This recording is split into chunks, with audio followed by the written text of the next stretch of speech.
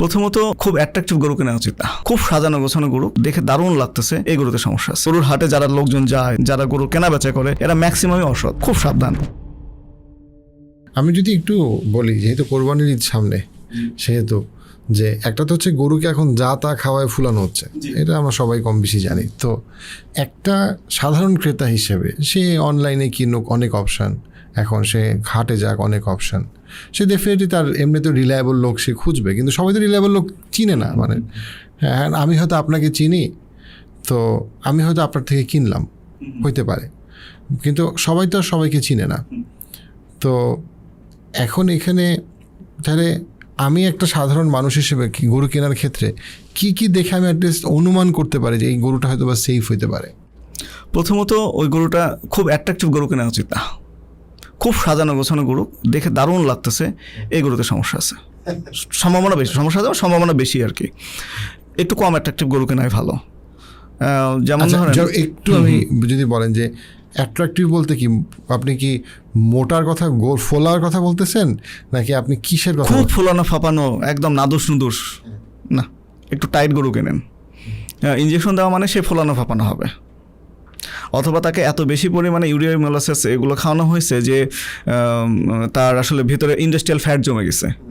হ্যাঁ, যে চাকা চাকা সাদা রঙের চর্বি জমে গেছে থোকা থোকা হয়ে। তাতে হচ্ছে কি, যখন আপনি ফিতা দিয়ে মাপতেছেন তখন ওটাতে চর্বি বেশি পাবেন। জবাই করার পর হয়তো 55% মাংস পাচ্ছেন, 10% পাচ্ছেন চর্বি। হ্যাঁ, কিন্তু চর্বি তো জায়গাটা দখল করে রাখবে, এবং এই ইন্ডাস্ট্রিয়াল ফ্যাট তো শরীরের জন্য ভালোও না।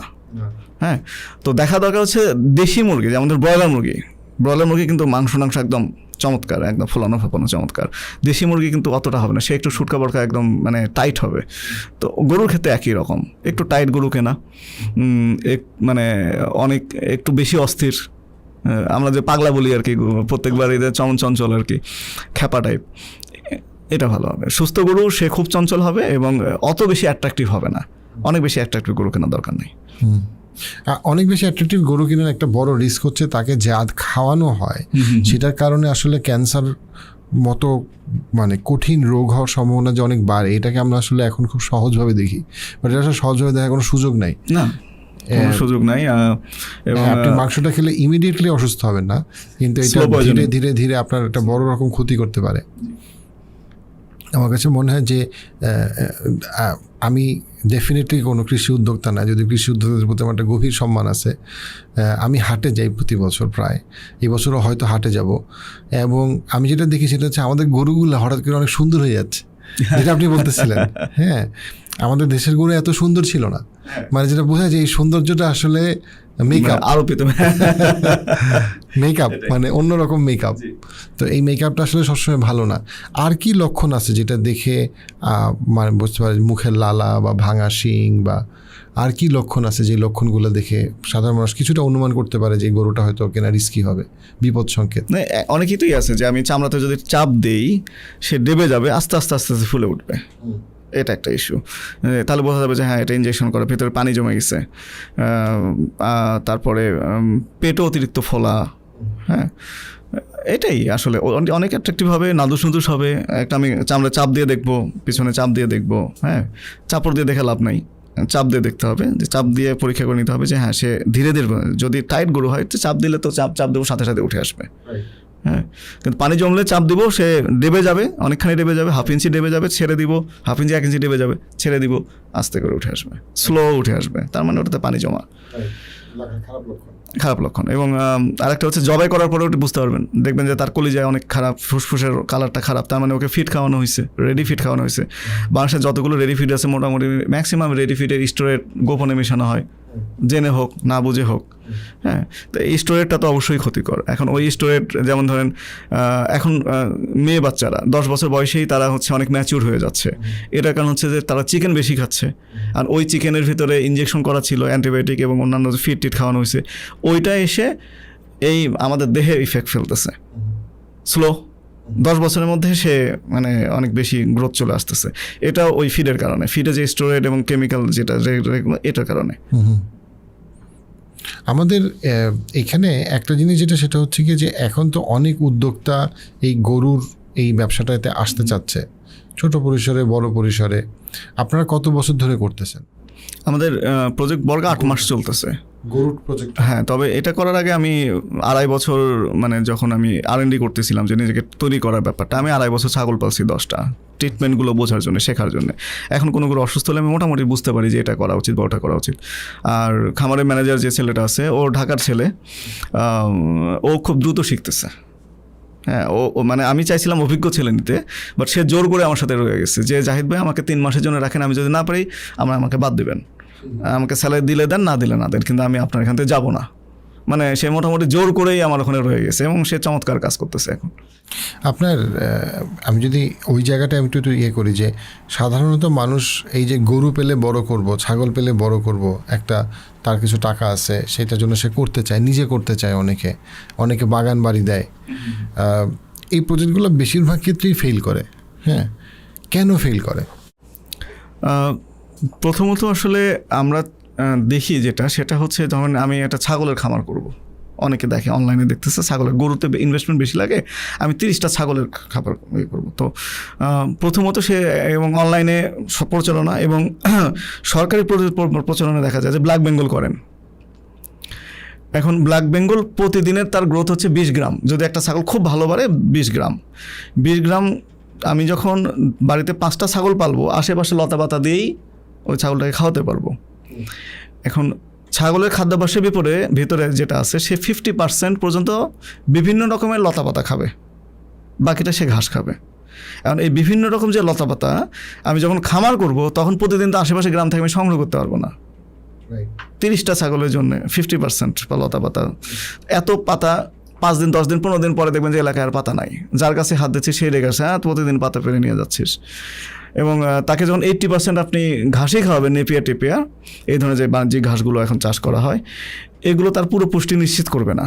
পুরো পুষ্টি নিশ্চিত না করলে, যেমন ধরেন ব্রয়লার মুরগিতে আমাদের এত অ্যান্টিবায়োটিক কেন দিতে হয়, আর দেশি মুরগিকে কেন কখনো ইঞ্জেকশন কোনো কিছুই করা লাগে না? কারণ দেশি মুরগি সে নিজের ইচ্ছে মতো ঘুরে বেড়ায়, তার জন্য খাবার, তার দেহের জন্য যে ধরনের প্রোটিন দরকার, যে অ্যান্টিবায়োটিক দরকার, সেই জিনিসগুলো সে খুঁজে ওগুলো খায়। কিন্তু যখন খামারে একটা মুরগি ঢুকে যায়, তার খাবারের অভ্যাস, পুষ্টিগুণ পুরো আমার উপর ডিপেন্ড করতেছে। আমি তাকে যে খাবারটা, সে কিছু বলতে তো পারতেছে না, তার দরকার প্রোটিন, অথবা তার দরকার হচ্ছে ম্যাগনেশিয়াম, আমি তাকে ম্যাগনেশিয়াম দিয়ে দিচ্ছি পটাশিয়াম, অথবা দেইনি, কোনো অনুখাদ্যই দেই নাই, তার মানে সে অসুস্থ হবে। ছাগলের খামারের ক্ষেত্রেও তাই, আমি যখন তাকে একই রকম খাবার দেবো রেগুলার, তখন সে এটাকে দেখা যাবে যে সে অসুস্থ হয়ে যাবে বেশি, পুষ্টিমান আমরা নিশ্চিত করতে পারতেছি না, খাদ্যাভ্যাসটা তাকে পুরো আমি চেঞ্জ করে দিছি, আলটিমেটলি ছাগল মারা যাওয়া শুরু করবে। দেখা যাবে যে টানা 15, 20টা, 30টা ছাগল মারা গেছে, এটা খাদ্যাভ্যাসের কারণে। আর একটা হচ্ছে আমি খাদ্যাভ্যাসটা ঠিকঠাক মতো দিতে পারলাম, আমি দিতে পারলাম। এখন আমি যদি 30টা ছাগল পালি, কোন জাতের ছাগল পালবো, এটা একটা বিগ ইস্যু। এখানে একটা অনেক বড় ভুল ধারণা আছে মানুষের মধ্যে, সবাই চিন্তা করে ব্ল্যাক বেঙ্গল পালবো, ব্ল্যাক বেঙ্গল সুস্বাদু খাবার, দেশি ব্ল্যাক বেঙ্গল, এটা ইমোশন। রিয়েলিটি হচ্ছে একটা ব্ল্যাক বেঙ্গল ছাগল যখন 20 গ্রাম বাড়বে, এখন 20 গ্রাম বাড়বে মানে তার কত টাকায় আসে, 1000 টাকা কেজি যদি ধরি, 20 গ্রামে হচ্ছে আপনার 10 গ্রাম পাওয়া যাবে, 10 গ্রামে কত টাকা আসে, 12 টাকা। ও তো খাবারই খাবে, ম্যানেজমেন্ট কস্ট মিলে খাবার দাবে খাবে 25 থেকে 30 টাকার। তার সারা বছর যদি আমি একটা ছাগল পালি, তার পেছনে ওর খরচ যদি আমি মিনিমাম ধরি 10,000 টাকা, 1 বছর পরে এই ছাগলটা তো 10-12 হাজার টাকাতেই বিক্রি হবে।